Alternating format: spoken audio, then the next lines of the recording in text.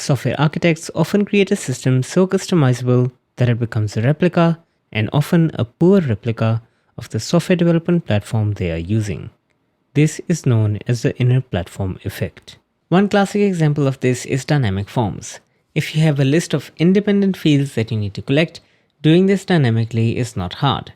But if you want fields that are dependent on one another, validated at different times with complex business rules, the quickest and simplest way to get you to your solution is doing it as your standard coding practice, because if you build a config-based engine for something complicated like this, eventually you might as well be implementing a JavaScript interpreter.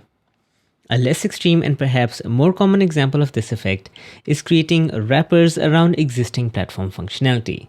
It is normal for software developers to create a library of custom functions that relate to their specific project. And it is definitely fine when such utilities are created to present a simpler abstraction layer on top of lower level services that either have an awkward interface or are too complex, or simply a poor match for your higher level application code.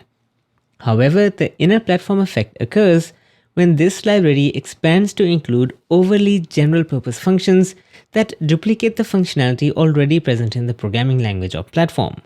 Building such an inner platform is only going to gatekeep your developers and keep them from appreciating the underlying system that they are working with.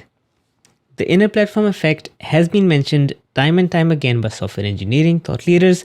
For example, we have the Greenspun's 10th law from 1993, which states, any sufficiently complicated program contains an ad hoc, informally specified, bug-ridden, slow implementation of half of common Lisp.